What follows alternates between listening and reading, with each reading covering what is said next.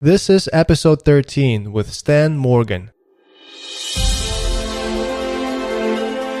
Hi, my name is Leon Gabrielian, and this is the Thriving Life Club, the podcast for those who want to thrive in every area of life. Thanks for joining me today. Welcome to the club. Let's begin.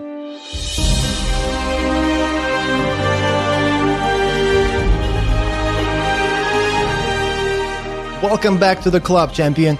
Our today's guest is Sten Morgan. He's a financial advisor based out of Franklin, Tennessee, and the author of The 7 Mindsets of Success, What You Really Need to Do to Achieve Rapid, Top-Level Success. He has developed a method for rapid, top-level success and have taught it to other advisors to replicate his success. He believes that everyone is capable of achieving the kind of success he has had. We're excited to have you visit with us today, Sten. Welcome to the Thriving Life Club. Thank you. Good to be here. Appreciate you having me. Absolutely. I would like to find out more about you. Who is Sten Morgan? That's a big question, but I grew up in Oregon, so more of a West Coast kid. Grew up in a small country town. Have 3 sisters, raised pretty much by my mom for most of my life. We moved a lot, so I was used to change and a lot of things happening, but I think change is good to some extent, but I think we had a little too much, so it impacted us a lot. And as a result of that, my family, my 3 sisters and mom and I are really close. But growing up, we never had money. That was always kind of the main stressor in our lives. And so in my young mind, I told myself, well, if you could learn how to make money and manage money, then that means all your problems would go away. So that started me on the path of managing finances and economics, and I ended up going to school for that. And then out of school said, hey, I think I want to help individuals with their money, and started down that path. Okay. I delved into financial services industry myself right out of high school. It's a hard business. As well. Yes. You have a book out. It's called 7 Mindsets of Success. What are some of the big lessons that you've been able to help the world with through this book while you were writing the book and through the book itself? That's a great question. Yeah, I think what I learned personally in my life was our mindsets, which I define a mindset as a controllable filter to the world around us that impacts every decision we make. Because I started looking around when I was in college and I realized every successful person didn't look the same. They didn't come from the same place. They didn't speak the same way. They didn't dress the same way. And so there had to be something other than that made them successful. And that gave me hope because I didn't dress very well. I didn't speak very well at the time. And I came from nothing, from a small town. I think the most successful person I knew when I was young maybe made $100,000. So for me, that was the highest pinnacle of success you could reach. And so over time, growing up the way I did, I had 5 different father figures in my life. My mindsets have been so clouded. And not even that I chose it. It had just been happening to me without me knowing. So I distrusted authority figures. I had very little confidence in myself. And all of that shaped and impacted every decision I made in my life. And for so long, that held me back. And it wasn't until I figured it out. And really, the catalyst, the thing that made me kind of figure it out was I was still looking and watching my mom and my sisters struggle. And I said to myself, at some point, somebody has to do something. And when I was 5 or 10 or 15 and watching that, there was only so much I could do. But as somebody in my 20s, as an adult, I thought to myself, now I think I can make something happen. And so that's really what motivated me to really shift the way I think and work harder. Was less about what is it going to get for Sten, but more about trying to relieve the stress and pressure to those closest to me. And what I realized is that what I'd been missing was clear mindsets. And in the book, I break it down into 7 different mindsets because at times people have healthy mindsets when it comes to perspective or conflict, but they could be lacking in something else. But the root of all of it is a sense of awareness, is that every person should make it their goal every day to become more aware of something, whether that's more aware of self, more aware of opportunities in your business. And so awareness drives clearing your mindsets. And so that's really what my message comes down to is you need to move from a sense of ignorance, which is not a bad ignorance. It just means there's a lot you don't know. And you need to become aware of as much as possible around you. And through doing that, that's going to clear your mindsets and therefore make every decision you make that much more effective. So let's talk about that for a moment. Let's first define what is success and what is mindset to you. So success for me, and I think this is a definition that changes as we go through life stages. For me, at one point, it was money. When I was young, it was you make money, you're successful, all problems go away. As I've gotten older and I realized there's a lot of people with a lot of money that are very miserable. For me, success is a pursuit of my full potential.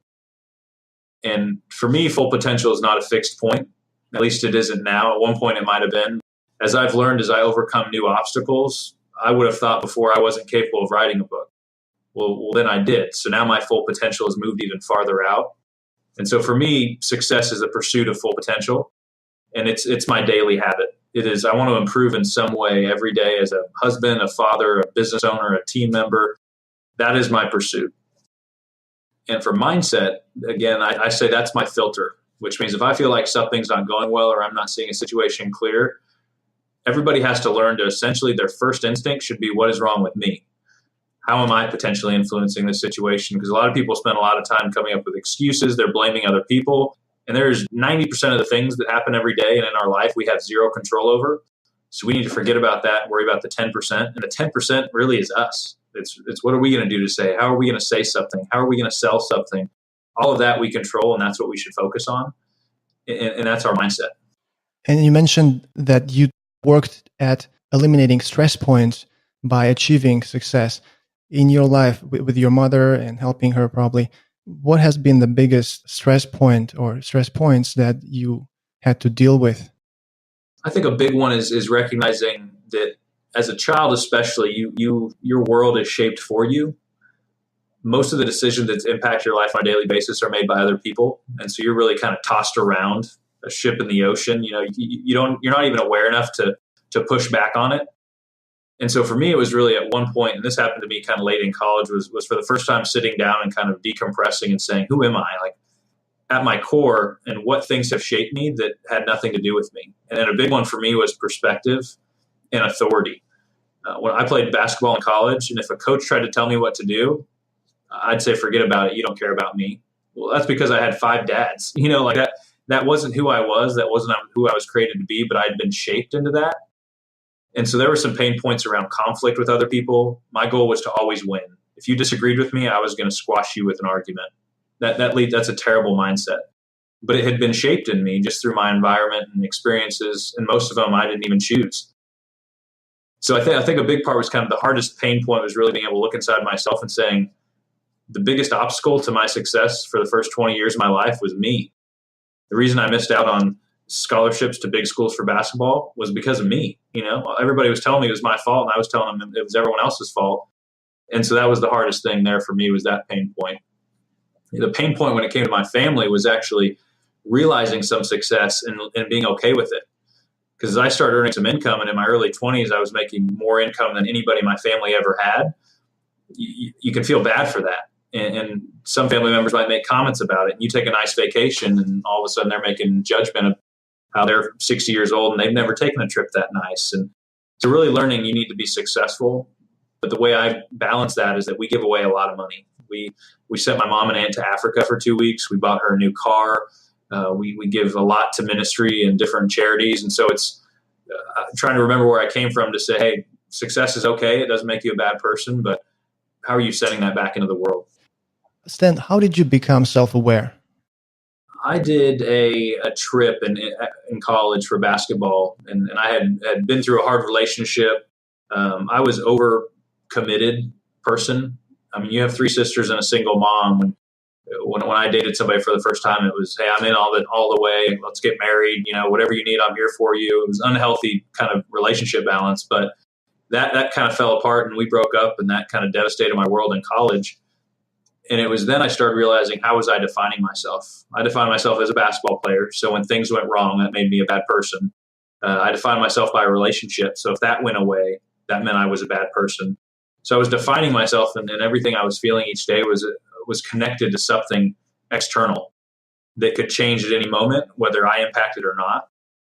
And so it was kind of towards the end of college that I just said, I think I don't want to feel this way. And I think I'm capable of more. I think I'm better than what I'm being at that point in my life. And so I started realizing that I want to take more ownership of the things that are happening in my life. I want to make less excuses, because I had a lot of them. Most of us do. And I want to focus on the 10% things I can control. because it really came down to I couldn't sit back anymore and watch my mom and sisters struggle. If there was any amount of work I could put in to improve their lives and provide some relief for them, and that was financially at the time, it was worth it to me. And so I had to really just figure it out. And when you have 5 dads, you don't go and find a mentor. Mentors are great, and I think everybody should try to find one. So I had to do a lot of just self-reflection. I had to ask my sisters and people around me, like, how do you see me? Who am I to you? And those were hard answers to get. But it was the point where I said, I can no longer accept living a life this way and underperforming and not reaching my potential. So I reached a breaking point because things just got so uncomfortable and bad. My hope is that most people can do it before that, become aware because they know it's the right thing to do. But I also know a lot of people that it just gets to a point to where they turn it around or things just get that much worse. So true. The key word is breaking point. So many times we only start thinking or realize things when we go through a relationship breakup, and I can relate to that myself. We go through bankruptcy, financially devastated. We go through a not being able to physically do specific action, having extreme amount of pain. That's the point when most of the people, the majority of people, start thinking, actually, start critically thinking and become self-aware. So thank you for sharing that. You bet. And the hard part with that, and the first chapter in the book is called Future Self, and that's intentional because that's the exercise of being able to hold yourself accountable today to the things you know you want in the future. And so if you're in a relationship, sometimes you get blinded. You have 5 people around you that are really close saying, hey, I don't think this is the right thing for you. But when you're in the midst of a relationship, sometimes it's hard to even take feedback from anybody because you got to figure it out and everybody else is wrong. And I had been there multiple times before. But the future self exercise is putting yourself, really playing out a conversation that you're sitting across the table from your 5-year future self. And you're holding yourself accountable to, am I willing to break up if I know this isn't the right thing because it's what my 5-year future self really wants me to do? Am I willing to take on this new challenge in my business? Or am I willing to get a new degree and study that much harder because in 5 years I'll look back and I know it's what I should do, but why can't I do it? And so that's what that future self chapter is about, is that, hey, let's set up some internal dialogue to really hold yourself accountable, because a lot of people just keep making the same mistake. When they're 40, they say, oh, if I only would have known what I know now when I was 30, or when I'm 50, oh, if I only would have known when I was 40, my life would be different. What that told me is that there's a lot of stuff I don't know right now that 10 years from now, I'm going to look back and say that I was immature and if I only would have known. So that's why my pursuit has become awareness. If I know without a doubt that there is some amount of information, internal perspective, some business knowledge that I'm going to eventually figure out, and I'm going to look back and say, if I only would have known it a little bit sooner, what that told me is that the key is figuring that stuff out quicker than everybody else, because most people are going to take 10 years to get it. And that's why in my business, I did in 3 years what most people take 20 years to do, because I made awareness my daily pursuit. So let's talk about that. How does developing success mindset and achieving rapid top-level success, like you said, look like if you had to break it down into steps? Yeah, that's a process. And I periodically coach a few advisors. I don't have a lot of time to do it often, but it's a passion of mine to kind of help people awaken themselves to this process. But I think it's recognizing whatever business you're in, it's not about the day-to-day tactics. So in my business as a financial advisor, your business isn't going to go from $0 to $1 million of revenue in 4 years if your forms look nicer, or your phone script is a little bit better. Like, there's little things that advisors get caught up on that's important, but what they're missing is like the big picture. Is if your mindsets are clouded, there's a reason that if I call a client and try to get a meeting with them, I usually do 90% of the time, where another advisor could say the same things and their success rate is 25%. And so I think it's really stepping back and saying, I'm going to learn my business. I want to be a student of the game. But if I'm not in a healthy place, if my mindsets are not running on all cylinders and I'm not fully aware of my potential and the opportunities to do well in my business, then I shouldn't even start. And so I think the process starts by saying, how healthy am I? Going through the 7 mindsets and saying, okay, where do I stand on every one of these, and being really honest with yourself. And part of that is asking people around you to tell you where you are, because you may not have a clear view of it. And then applying those mindsets to your business. For example, one of the mindsets is pursuing discomfort. And that was hard for me because in my entire life, my goal was to get comfortable, because every single day, pretty much when we were young, things were uncomfortable. whether it was where are we going to live now that house we had to move, or my mom's stressed out about buying food, or I can't play sports unless I make the money myself. It was uncomfortable all the time. And so my goal was I just want to make enough money to be comfortable and then I'm done. What I learned is that you only get so far thinking that way. And if you want to break into the next level of your potential, you have to start doing things that are so uncomfortable that it stretches your mind to what you're actually capable of. And so when I apply that to my business, I look around and I say, what are people doing around me that's getting them mediocre results? And I say, I'm going to do something that's so out of the box that most people aren't willing to do it, but it gets me there that much quicker. One of those things for me was taking a 3-day intensive speaking course. I hated public speaking, never wanted to do it. And I signed up and they would film you. You spoke in front of 50 people. They'd critique you in front of everybody. It was probably the worst weekend I ever had. But it opened my mind to what I was capable of. And it took me to the next level. One of the mindsets you mentioned in your book is called remove your safety net. Can you tell me more about that? Yeah, that's a challenging one. I think for me especially, I had gotten out of college. I got a pretty good job in this business. And by the age of 23, I think I was making $115,000. Remember, I told you that the most successful person I knew growing up had made about $100,000. So I thought I had arrived. That was my whole goal up to that point in my life. I had reached a certain level of financial comfort, but that wasn't my full potential. I had learned I was capable of more. I was willing to take on some risk at this point. And so I quit that job. I had 0 clients. I was living in a new city. That $115,000 a year income was my safety net. It was my backup plan. And it wasn't until I removed that and failure was no longer an option that success was the only choice. And it took me to the next level. For some people, that's their parents will pay their bills every month if they're a little short. So that holds them back. For some people in business, they've done business the same way for a long time, so they're just going to stick with it as opposed to evolving with the market and innovating. So it's recognizing what are the things in my life that feel good, that make me feel safe, that in reality are holding me back. And you mentioned some obstacles that people face. For example, paying attention to things that don't matter in business specifically. Let's go over top 2 or 3 obstacles that people in business or regular people face when on their road to develop the success mindset. I think the biggest one is a sense of ignorance. It's not being willing to accept that you know very little. And that kind of gets back to the pursuit of awareness. No matter what business you're in, like my business as a financial planner, there are a lot of people that do what I do. And most of them are doing the same thing. They're asking the same questions. They're presenting their services in the same way. And it reminds me of a book called Blue Ocean Strategy. And if you or any of your listeners haven't read it, I'd recommend you go read it. The concept of the book is that you want to create a blue ocean. A red ocean is there's sharks in the water, highly competitive. Everybody's doing the same thing. It's really hard to tell one person apart from the other. And therefore, it's really hard for customers to make decisions. If you create a blue ocean, there's very little competition. You're very distinct from your competition. It's easier for an individual to do business with you. And so for me, when I say, okay, I want to be aware of market opportunities and trends, I'm constantly thinking about how I evolve my business to stay different. And so no matter what industry somebody is in, if you're telling yourself there's nothing new, there's no new opportunity, or everything's already been done, you have to overcome that mindset because somebody else is going to do something innovative. And when they do it, you're going to say, oh, that was a great idea. Well, you need to try to be that person. You need to be the person that comes up with something new and everybody else says, why didn't I think of that? It doesn't mean you'll do it every day. You might have 8 bad ideas for every 2 good ideas, but that needs to become your pursuit. Sten, can you bring an example? For me in my business, and especially when I started in a business when I was 24 years old. I started my own practice. A lot of people question why would anybody take advice about finances, or why would a business owner hire a 25-year-old if they're 60 years old to tell them what they should be doing with their money? And so I recognized that I couldn't change my age. I couldn't really change my appearance.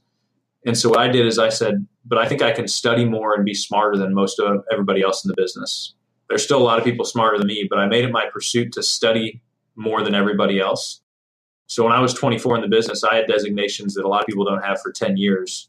Because when I got in front of a client, I had to just be smarter than the guy that they were meeting with next. Because I probably wasn't going to be older than him. I probably wasn't going to have as nice of a suit as he did. But if I had better ideas, if I had a better product, then I could win that business. What is another roadblock that you think common person in business or not in the business faces on their way to developing a mindset of success? I think a big one is that discomfort. I mentioned that is that a lot of people, it's human nature to take the path of least resistance. And people praise if somebody can accomplish something and put out as little of effort as possible. And I think there's really smart people. I'm all about working smarter, not harder. But you also have to accept that the greatest things are the most uncomfortable things. The greatest growth, whether it's your body and you're working out a lot, if you don't push yourself to the point of fatigue and pain, you're not breaking your body down enough. Same with your mindsets in your life. If you're not pushing the envelope, then you're not growing. And so a big thing I coach people on, and I had to do this just because I was so bad with this. I ran away from discomfort. I hated it. And I had to fully embrace it to accomplish what I have, is that I coach people on, okay, you need to find something so uncomfortable. And in the book, it's actually a Harvard scientist came up with something that's called a misogi. And a misogi is a challenge, a physical or mental challenge with about a 50% or less likelihood of success that you take on. By accomplishing that, if you do, you won't always succeed. Remember, there's only a 50% chance you do. It opens your mind to what you're actually capable of physically or mentally. And so I help people go through that process when I coach them to say, what do you think you're not capable of? And sometimes for an advisor, they hate speaking in front of groups. They don't think they're smart enough. They don't think they speak well enough. And so we set up to where they're going to do a presentation in front of 100 people. It's the hardest thing they could have thought of doing, but once they accomplish it, they've just broken down a huge barrier. And so if I can get people to essentially embrace discomfort and constantly look for a new challenge, they'll never look back. Stan, is your book only for business owners? Who is it for? It's for everyone. As I wrote the book, it initially started I was getting a lot of questions in my business from advisors that were 10, 15, 20 years older than me that were wondering, hey, I've worked really hard every day in this business and I'm making half of what you are. You know, there's part of that that's frustrating for them, but the ones that can humble themselves would say, hey, will you help me? Teach me what you're doing that's different. And I would get asked to speak at conferences. So the book really said, hey, I want to help other people. I can only talk to so many people. I want to help them unlock these mindsets. But I couldn't just address it by saying, hey, you need to have a positive mindset or you need to work really hard. That's just not enough. A lot of people have said that to people before and it just doesn't get good results. It's not detailed enough. So as I spent a year and a half putting this together and writing the book, I said it needs to be specific. People need to have positive mindsets. I agree. But I need to break down these mindsets as detailed as I can to say, no matter where you came from, one of these mindsets is probably clouded. Something happened in your life that's thrown this off, and you need to be really aware of what these mindsets are. And so I ended up writing the book to say, I want, whether it's a business owner, we've had stay-at-home moms, retirees, college students, high school students read the book. And it really just engages their mind. And it says, I didn't think about that. Like, life is so busy and it never stops that I never slowed down enough to check myself to say, am I healthy? Is the lens or the mindset that I'm seeing the world through every day that's impacting every decision I make, is that in a good place? I just assumed it was what it was and that I couldn't change it. So if I can help people realize that this lens or mindset that you see the world through that impacts every decision you make is actually something you can change and fix, then I think it can impact everybody. That's wonderful. So what if somebody actually reads your book and follows your advice and develops this mindset of success and applies what you teach in the book? What would their life, would you say, will look like in 30 days, 90 days, 1 year?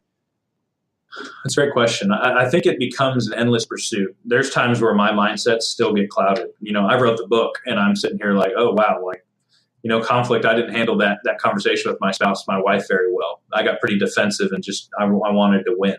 So I think it's a constant process. And I have kind of an illustration I put together, and it's called ignorance, awareness, belief. And it's a constant cycle we should be thinking about. We need to recognize that we're all ignorant to something that'll help our lives. We need to make it our pursuit to become aware of it. And then we have to equip ourselves with tools to believe that we can overcome it. And so I think if somebody really internalizes this and says, I'm going to read this book and I'm not just going to read it, get excited about it, put it down and go back to my old habits, but I'm going to make this a way of life for me every day, then what it did for me was I had zero income. We weren't eating out. We couldn't really drive our cars, go to the grocery store very often. I was being threatened to be sued by my old partner when I was 23 years old because he was unhappy I quit to do my own thing. And I was living in a new city with 0 clients. In 3.5 years, I received one of the highest recognitions in our business at the age of 28.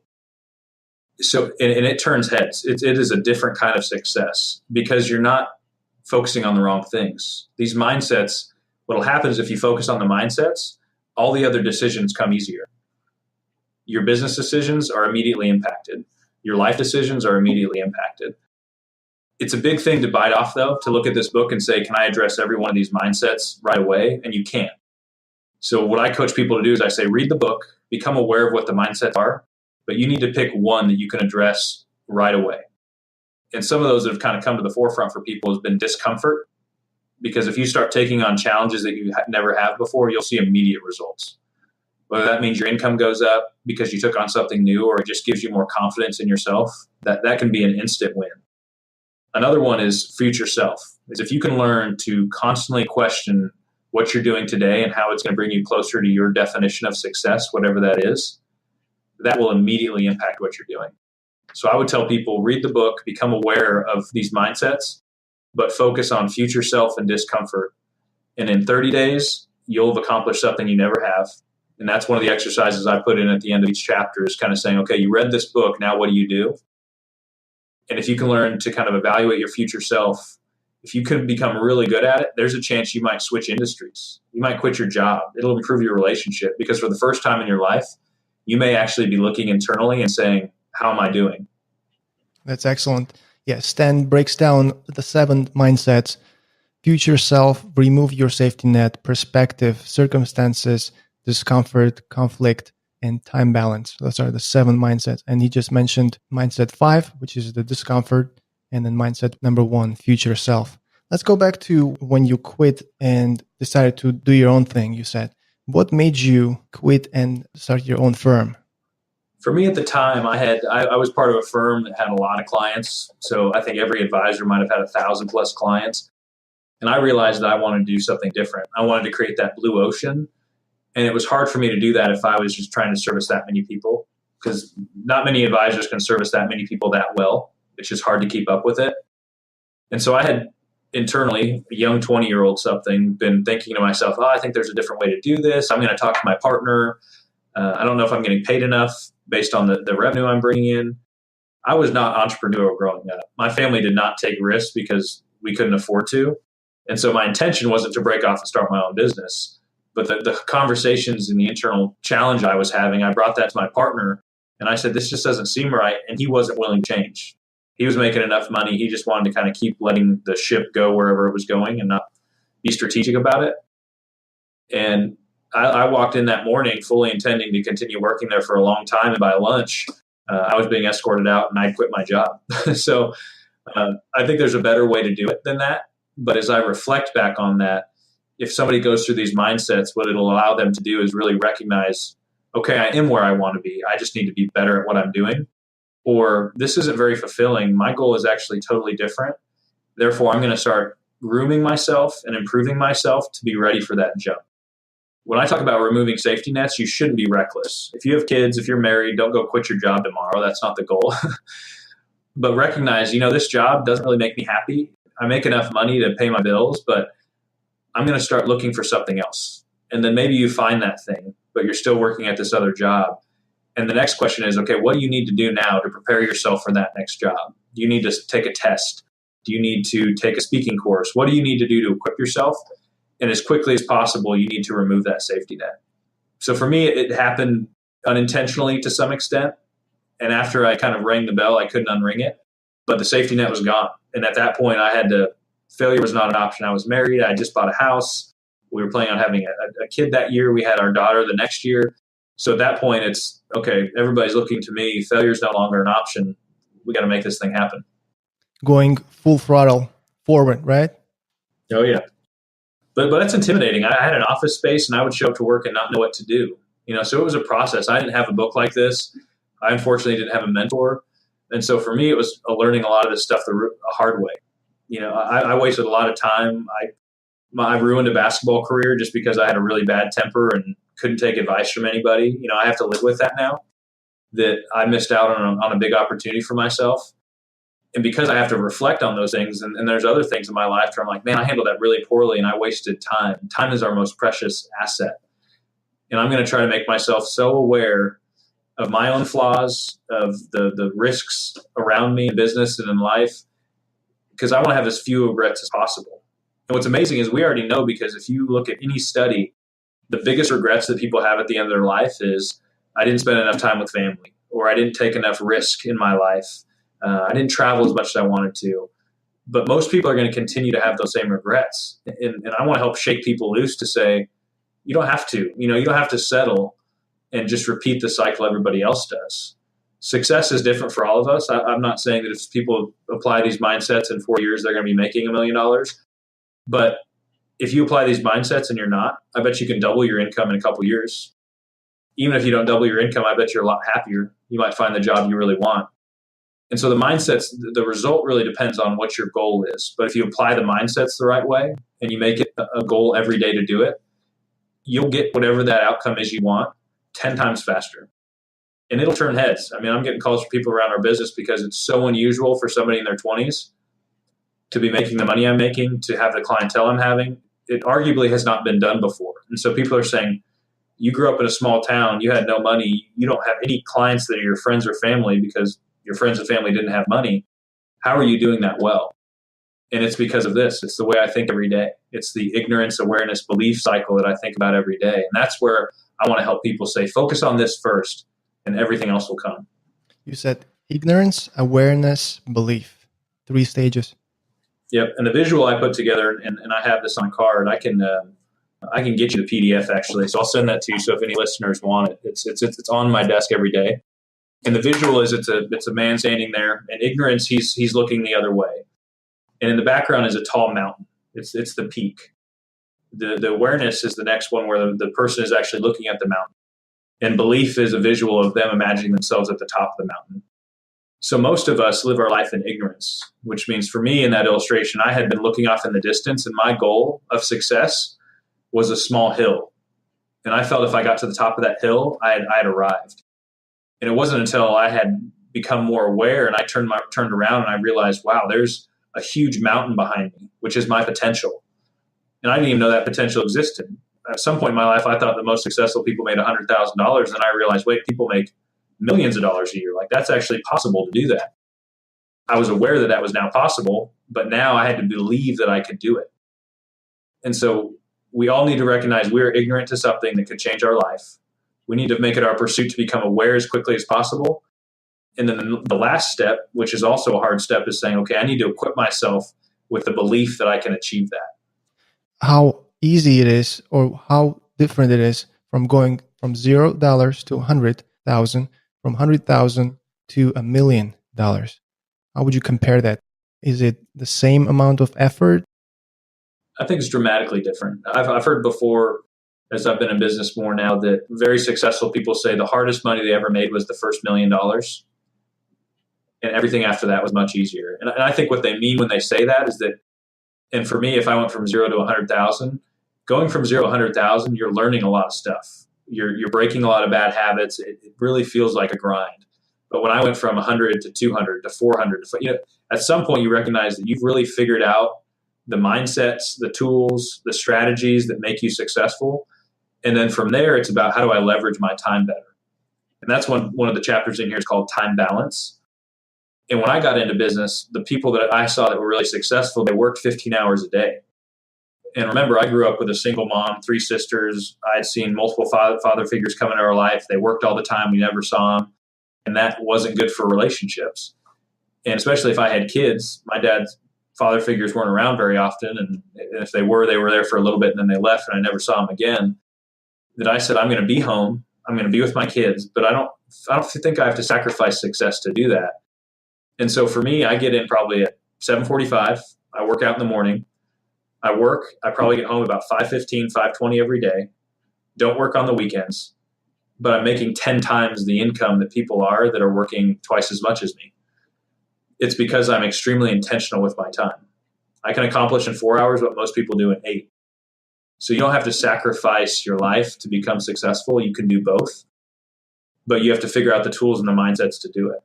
So I think that the first 100,000 is definitely harder, not because it's just physically harder to do and there's not enough opportunity, but I think it's whoever's doing it.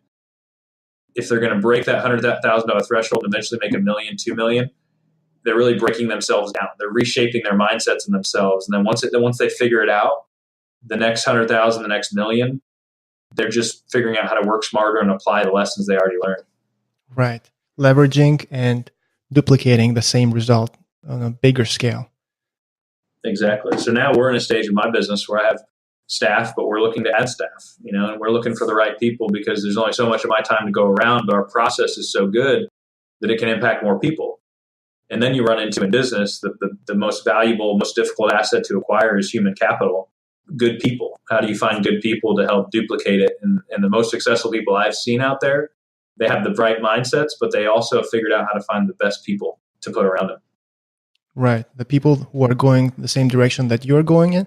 And if you pick the right people and put them in your business, they will help you dramatically to grow that business. Sometimes even without you being there, they will grow that business naturally. Oh yeah. And for me, that's a great thought, because I've grinded it for a long time now, that the idea of sharing in the benefit of my business, which means I want this to help more people, not just me. And I want them to make a lot of income like I do. So hopefully they can turn around and give it away like I do. But it's hard to find the right person, and you got to ask the right questions and be pretty picky and take your time. But if you find them, it's a game changer. Absolutely. Let's shift gears slightly. You mentioned something about your day. How do you learn? What does your day look like? You mentioned, but I'd like to find out, how do you learn and develop on a daily basis? What are some of the things you do? So I attend seminars periodically for our industry. I like to be challenged and get best practices from other people. I read books. Most of my books are kind of more along the lines of motivation, things to do with the mind, thinking differently. I've started recently more just kind of reading some other books, biographies and things that are, at some point you can only test your mind so much in a day that you need to also be able to rest, because rest is really important. And a lot of your listeners that are type A's, it's hard for us to sleep. You'll be sending yourself an email in the middle of the night. There's a really important skill to learn to say, I've worked hard, I've given my best, now I need to rest. But anything from podcasts to talking with mentors to attending conventions, it's really that pursuit of awareness. Is how am I educating and growing myself all the time? And one thing that I learn a lot from now that I didn't expect is my team members, is that if I can find good people that complement my skills, I don't want to hire 5 Stens. I drive myself crazy. But if I can surround myself with people that think differently, but also want to grow, I'd say nowadays I learn the most from them. Sten, what would you say your definition of thriving life is? For me, it's the pursuit of my full potential. And again, at one point I defined that as money, but now it's making the best impact and the greatest impact I can to those around me. Sometimes that's financially, other times it's just spending time with people. Because that future self, I've worked on it so much, that exercise, that I'm constantly looking into the future. And I'll do this, and it might sound silly, that it's like when I'm 80 years old, am I going to look back and say, Sten, you did good at 30 years old? You didn't know everything, but with everything you knew at the time, you did good. And so I know I can tell myself from that exercise that life's not all about making money. You need to give back. You need to take time to spend with others. And so for me, it's going to be the pursuit. Is I'm going to be trying to constantly innovate and be aware of my business while spending time with my family, improving my marriage. So if I can constantly keep myself working on my awareness, my healthy mindsets, I have no doubt that whatever the result is through my life, that I'll look back and I'll say, you did good. You were thinking the right way. If somebody wants to get your book or connect with you, get more information from you, where do they go? So they can go to Amazon to buy the book. That's the best place to get it. They can visit stenmorgan.com, STENMORGAN.com. We have resources there. I'll send you this PDF of this illustration I use to remind myself. And feel free to send that out to everybody, because my goal is just to try to get this message out and help as many people as I can. And there we have it. Another amazing guest has visited our club.